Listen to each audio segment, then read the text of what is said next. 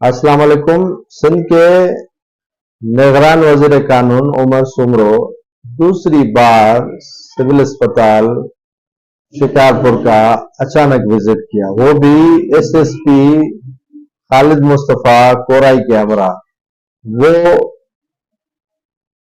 शिकारपुर के एमएस को शायद डराने के लिए एसएसपी भी साथ लेकर गए।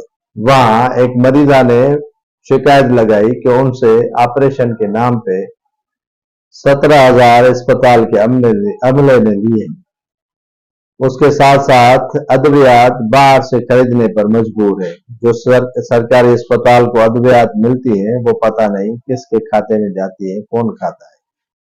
ये बड़ी बड़ी शिकायतें निगरान वजीर कानून उमर सुमरो साहब के सामने मरीजों के वर्षा ने ढेर लगा दी।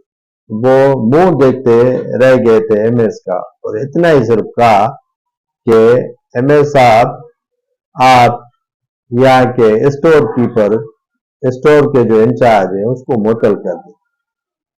खोदा पहाड़ निकला चूहा। दूसरी बार मौसूफ वजीर अचानक विजिट करने अस्पताल आए, न सरजनश की एमएस की। पहली मर्तबा तो एमएस साहब आए ही नहीं थे। विजिट पे जब मिनिस्टर आए थे तो एमएस गायब था। एमएस ने कहा, मैं किसी काम से बाहर चला गया हूं, मेरे छुट्टी मौजूद है। वो गैरहाजिर था।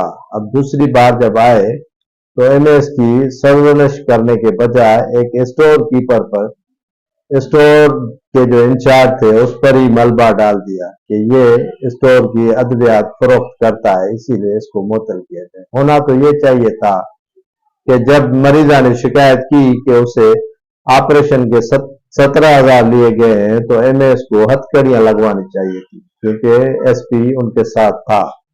लेकिन ये नहीं किया गया। इंक्वायरी करनी चाहिए थी, ये भी नहीं किया गया।